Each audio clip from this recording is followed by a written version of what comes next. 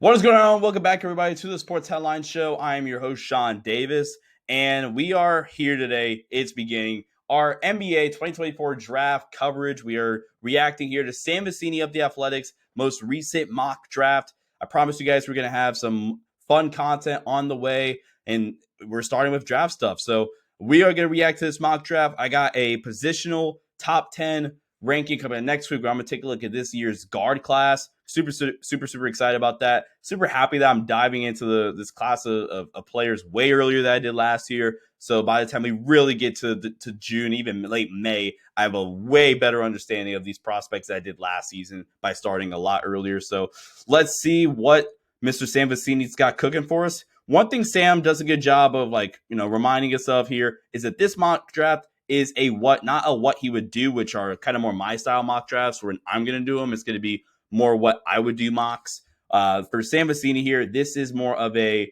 kind of just a pulse around the league and what he thinks might happen. So first overall here, the Portland Trailblazers, he has them taking Zachary Risachet here from overseas, playing for the JL. Look, man, I think this year's draft, this is why this year's draft is so polarized, because I feel like there's around 5 or so players in this year's draft class that can all make an argument, depending on who you're talking to, for being a number one overall pick. I think Zachary here makes a good case. I think you look at guys like Alex Sarr, who's the guy that is still mocked. I think actually No Ceilings NBA still has him number one on their composite big board. You'll still find a rare, like a Ron Holland one.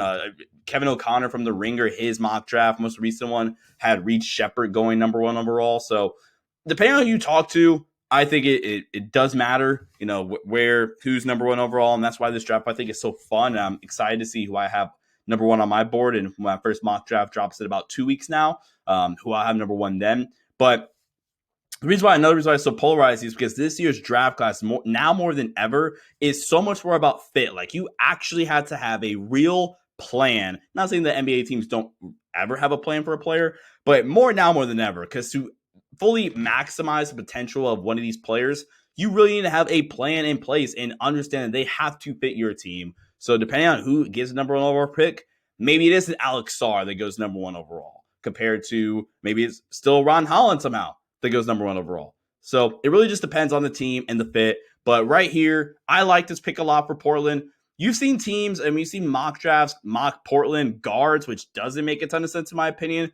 Like, they just drafted Scoot Henderson. They have Anthony Simons. They have Shane Sharp.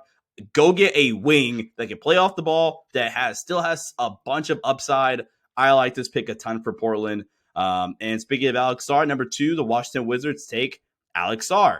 And this makes a ton of sense. And their defense is going to be so potentially scary, because you have Alex Sarr, who gets comped a lot to Jaren Jackson Jr., and Sam Vecenie does here. He actually also compares him to guys like Evan Mobley and Nick Claxton.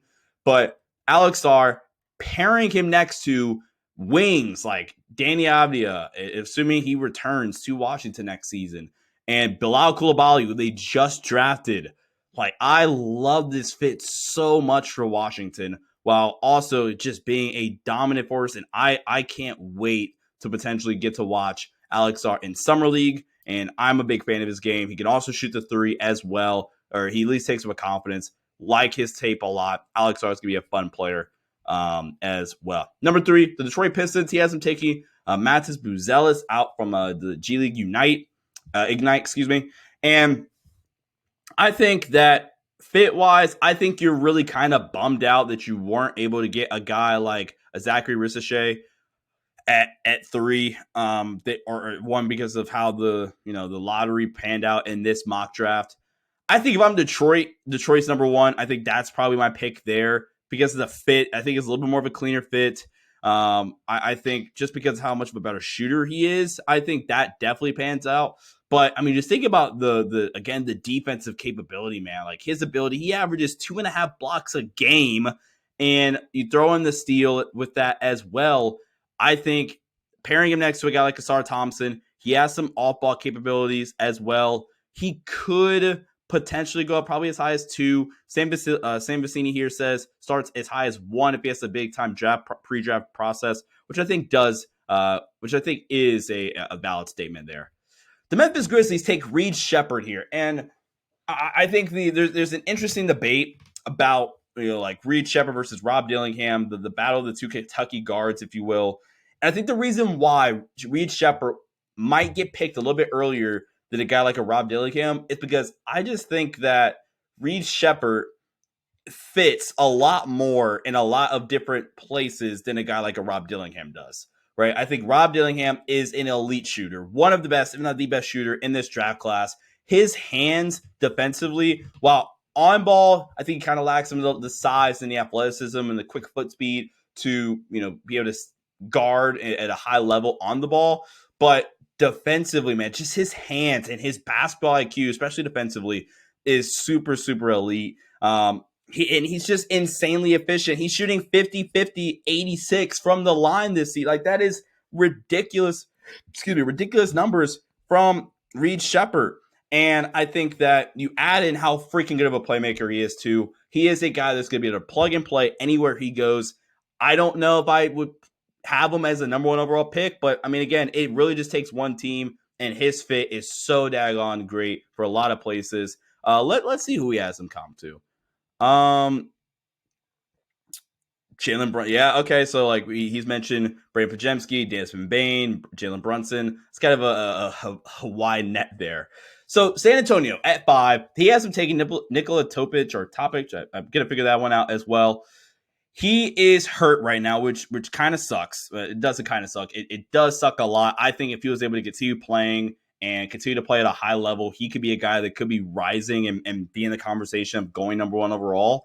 But I think for San Antonio, this is absolutely massive for them, man. You pairing him, a real, like, a legitimate facilitator that's also super, super efficient at getting to the rim, has good finishing ability, but that can really, really find Victor Wembanyama. Like, imagine Nikola Topic, who has good size at 6'6", going into a ball screen with Victor Wembanyama. That's going to be elite. I'm super, super excited about him. And I haven't gotten around to his tape yet, but trust and believe me, man. Like, just seeing some of the highlights, seeing some of the best draft analysts and a lot of people I respect their opinions on him. I'm super, super excited to take a look at Nikola Topic's film. Charlotte, he has him taking Stephen Castle. And again, going back to my fit point, I have graded Stephen Castle. If you are going to grade Stephen Castle and view Stephen Castle as a guard, then I would as a lead guard, I would have a little bit more reserved. Like, I'll be a little bit more critical of this pick. But in this role for Charlotte, where if we were to go to Charlotte and be like their 2, be an off-ball slasher and great point of attack defender, then this is a home run pick. And depending on the team, this makes a ton of sense. And again, I don't want to keep like beating a dead horse here, but again, like it really, really, really just comes down to the fit. And Stephen Castle here, depending on the team, could go as high as top 3. If the board just doesn't go the way it needs to go, I think he could slide as far as maybe even like 8 or 9. But this seems right. You're pairing him up next to LaMelo Ball, where again he gets to be this off-ball dude. But that's the thing. I think he has still legitimate shot-making ability that you haven't seen a ton at UConn this season. But the three-point game is definitely coming around. He mentions it here, shooting 38% rounding up since January 8th. He has, just incredible like secondary playmaking and just like being a connector to that UConn offense, one of the best offenses and the most intricate offenses in the country, quite frankly. So this is a really good pickup. I like this a lot if they're using him in this role. San Antonio, oh my gosh, man. Cody Williams is a name that I didn't mention for some reason when talking about guys that could go number 1, but depending on who you talk to, Cody Williams is also a guy that goes number 1. And good grief, man, like Cody Williams and Nikola Topic, the San Antonio Spurs got just 2 phenomenal players, and this just makes so much sense. And it's kind of hard not to compare him a little bit to his brother, Jalen Williams from the Oklahoma City Thunder, who I think right now Cody Williams is a little bit more raw, but San Antonio I think could have a little bit more patience. Or if he went to a place like Utah, it would make a ton of sense. So Utah right now kind of, punching walls right now that they weren't able to land Cody Williams, and the Spurs getting a little fortunate that Cody Williams, the Raptors fell to 7th here in the mock because the protection on that Raptors pick is top 6. But Nikola Topic and Cody Williams here is a home run deal. He's a little bit raw, but he is so freaking good at being able to pressure the rim, play make, and at like the worst, he's going to be a high level defender at the next level, and I'm super excited about that for Cody Williams. Now, the 3-point shooting is a little bit of a question mark, and like some of the self-creation stuff, but I'm a big fan of Cody Williams. I think this is a great pickup for the Charlotte Hornets. The Houston Rockets get Ron Holland. The Rockets are potentially a trade down spot here. The reason why I say that is because like it's not necessarily because of Ron Holland necessarily. It's really just more or less because of like the Rockets. You look at their team, if Ron Holland's the pick, I get it, but their wings are I'm really a big fan of. Like you got Tari Eason, you got Jabari Smith Jr., who we think I think he's already a good player. Cam Whitmore is a stud who I had 5th on my board last season, and they somehow freaking get him at 20. So if the idea here is to round out your wing group here, I guess I suppose that. But I don't know, man. I would have went maybe trade down a couple spots, and maybe you'll get a backup big. Maybe you just select a guy like a Donovan Clingan right here. You get a Kyle Filipowski. Again, maybe trading back. But Ron Holland, upside ploy here. Really inefficient right now in the half court in the G League Ignite, which is, I think, kind of a trend. But I still believe in him. He is insanely athletic. Really athletic player. And I think a guy that is continuing to improve. And I'm a fan. Utah takes Rob Dillingham. So, like, Utah's the team that I think would be a good spot for a guy like Ron Holland. So, maybe even if you just traded back a pick and, you do something like Dallas and OKC did last year, that's something I would consider. Anyway, Rob Dillingham to the Utah Jazz. And I just can't help but think like there's some skill set duplication there between Rob and with Keontae George, who I do really like a ton.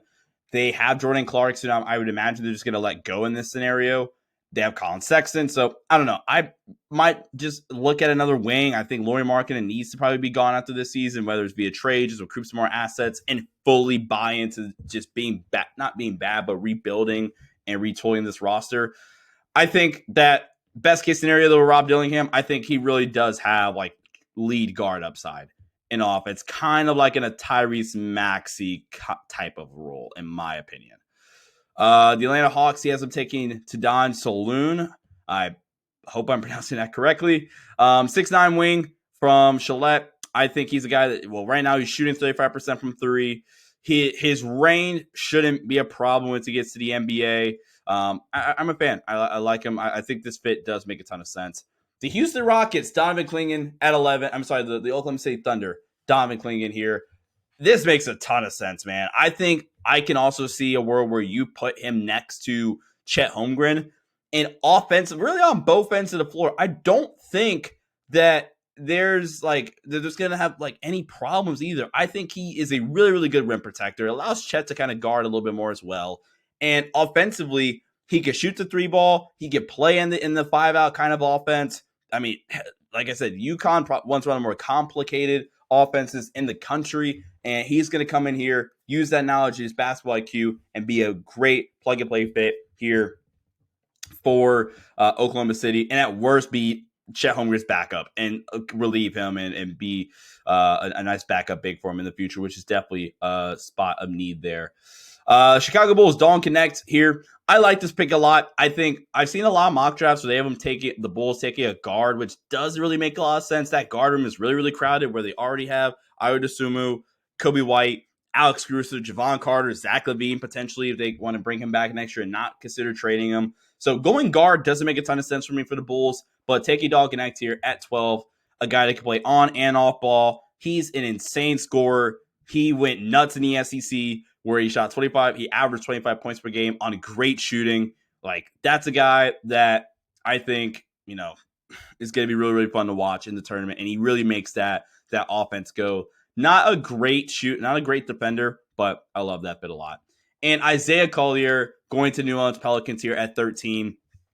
he really struggled earlier in the year. And one of the things that you love to see in a young player is their ability to figure things out kind of on the fly mid-season and come back and really have those things addressed and fixed. His decision making, his just how he was reading and processing the game earlier in the season just wasn't really there. And he comes back, he gets injured, unfortunately. I believe it was his wrist, and comes back.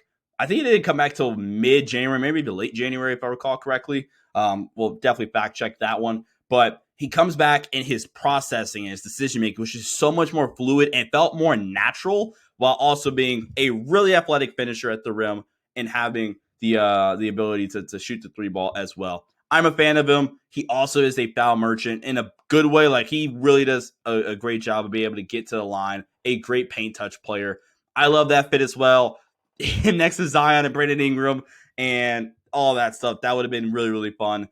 I could see the Pelicans, and maybe we'll see what they do. I want to say at 22.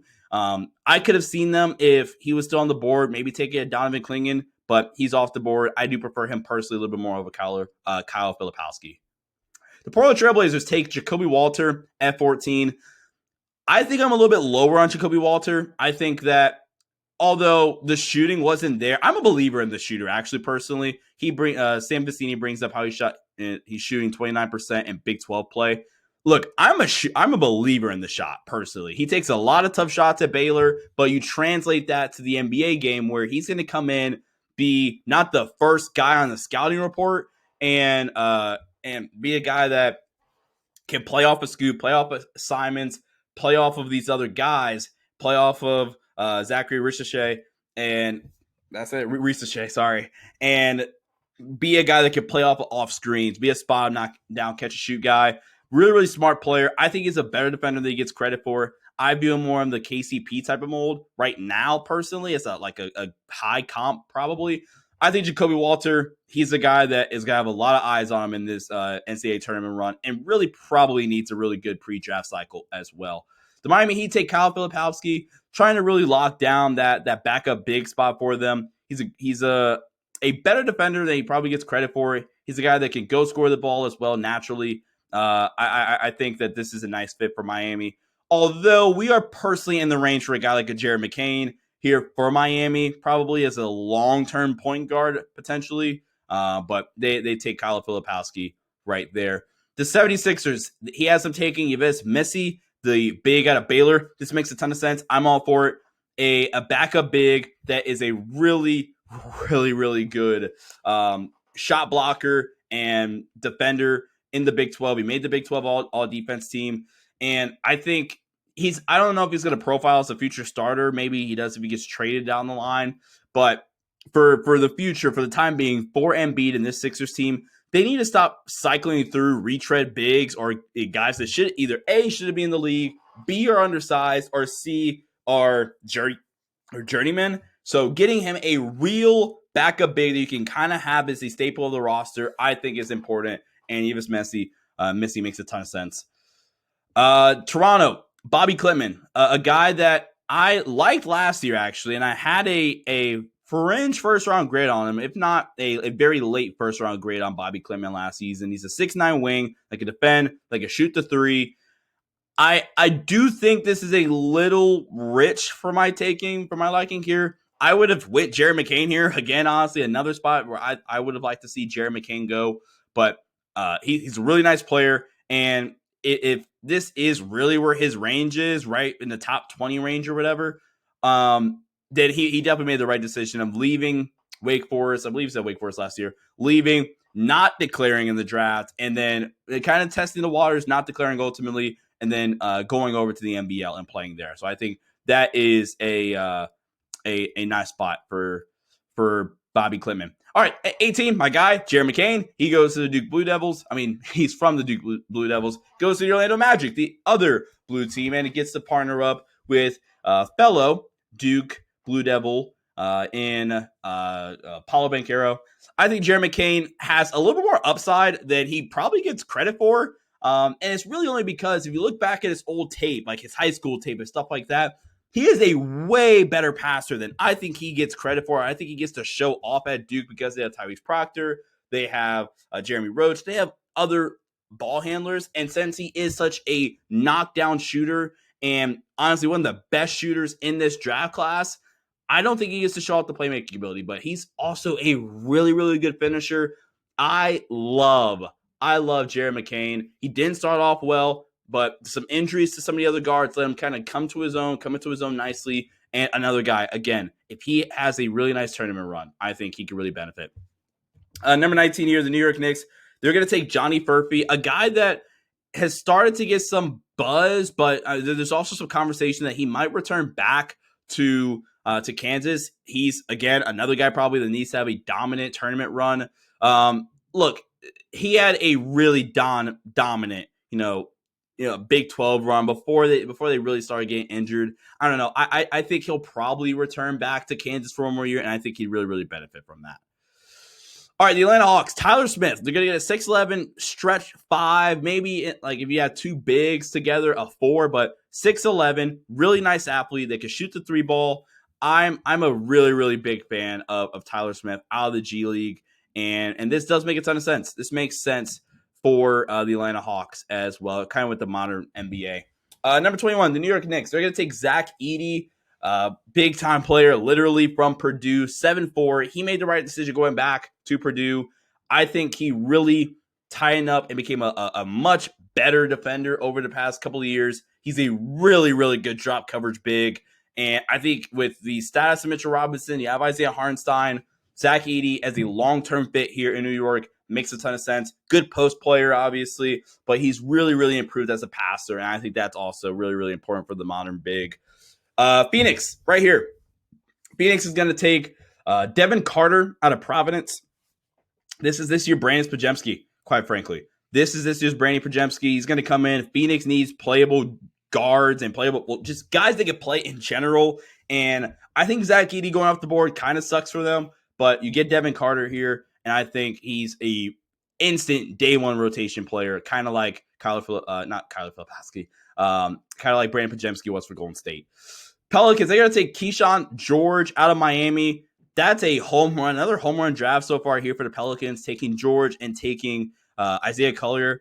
This is a guy that can knock down the 3 ball and a nice clip, has a nice shot, a nice looking jumper, can attack off of closeouts, wild closeouts as well. Not an insane athlete for his size, but a guy that 6'8" wing, I think you take a gamble on, and with this jump shooting ability, and the ability to attack some closeouts is big. So you have Bub Carrington here for the Cavs here at 24. This is the earliest I've seen him go so far, but he is a very raw prospect, and I honestly think he probably should just stay at Pittsburgh for one more year. But he's a guy that can play off of ball screens, really, really can create at a high level, has really nice vision as a playmaker. I'm excited about him, and I'm excited about him, especially if he were to go back to Pittsburgh. I think you're talking about a fringe lottery guy next season. The Milwaukee Bucks, this is one of my favorite picks of the draft so far. They take Ryan Dunn. The Bucks' point of attack defense is horrendous this season. Ryan Dunn, if he comes in here to Milwaukee, and at worst, he is a Matisse Thybulle. At best, he is a Herb Jones. The jumper is just too inconsistent, but he is the best defender in this draft, especially on-ball defender in this draft, bar none. Like, the fact that he wasn't a semifinalist for the National Defensive Player of the Year is ridiculous, because he truthfully is the best defender in this draft. He just has to get the offensive game together. If he was a better offensive player, he's a lottery pick. He's a lottery pick if he was a more polished offensive player. Even if the jumper was more consistent, he'd be a for sure lottery pick. Next up, we have Jalen Tyson here going to the Washington Wizards at 26 via the Clippers. I like this fit a lot. I think that scouts are a little bit, iffy on him, right? But he's a high volume scorer. He was Cal's best player this season, rounding up 20 points, 7 boards, 3 assists, 47% from the field, 35%, 36% from 3. Did take a bunch of threes, right? And his decision making is a little bit frustrating at times. So that's a little bit interesting there. 27, Minnesota, Hunter Salas. This is a nice long-term replacement from a guy like a Mike Conley, who you do re-sign, but I think Hunter Salas can sit and play behind, Mike Conley in the long term.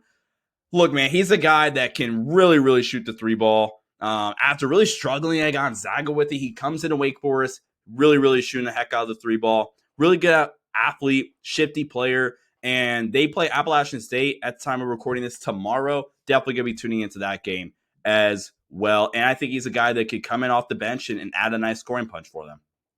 All right, Utah taking Cam Christie. This is the earliest I've seen him being taken in any mock draft, if at all. But no, he's been taken. But I just think the general consensus is that he's going to go back next year. I don't know. I think if he were to go back next year, I think he could be in this range again. But, I mean, a good point here by Sam Vecenie that, look, hey, man, if he stays, get him a year in the G League, get his body up to speed. And, he has some nice traits. I love Max Christie coming out, and I can confirm from like some of the sources I know that if he had stayed, he would have been a fringe lottery pick if he played well last season at Michigan State, going back to Michigan State. So I love Max Christie. So essentially Max Christie, but a little bit more on-ball capability. So I don't know. I am intrigued by the prospect of Cam Christie. Tyler Collette goes to the Denver Nuggets. I mean, because why not a guard from Marquette that is a big part of that Marquette offense that can score the ball at a high level, that can, and efficiently rather, mind you, and make his ass off. Like this is a great pick. He compares him to TJ McConnell, and I kind of like that pick. So that is a nice pickup for the Denver Nuggets. And then the Boston Celtics, yes, I'm taking Justin Edwards. Why not take a flash in the pan? Is that the quote there? Let me know in the comments down below. Justin Edwards was supposed to be a top 5 pick, top 10 pick. Really was able to get it around early. And he had some struggles, but defensively he was definitely a mess. And I think he definitely needs to fix that a little bit more defensively. I need to get more to his tape and figure it out. But yeah, this might be a little bit early for what I've seen on Justin Edwards. So some bigger names here in the second round. Deron Holmes goes to the Jazz. I like that fit. Trey Alexander to the Raptors is an interesting pickup. Khalil Ware to the Spurs. I mean, just why not? Let's see. Kevin McCullough to the Minnesota Timberwolves. Yes, love that a ton. AJ Mitchell to the Celtics. So from Santa Barbara, that's a nice pickup. Antonio Reeves, a potential late round sleeper. Yeah. Let's see here. Jamal Shead to the Nuggets. So this was a ton of fun, guys. So guys, let me know in the comment section down below what draft content you want to see. I have a bunch of great stuff planned. Like I said, I'm going to have my first positional ranking video next week, breaking down the top 10 guards in this draft class. So make sure you guys do stick around, hit that like button so you don't miss it.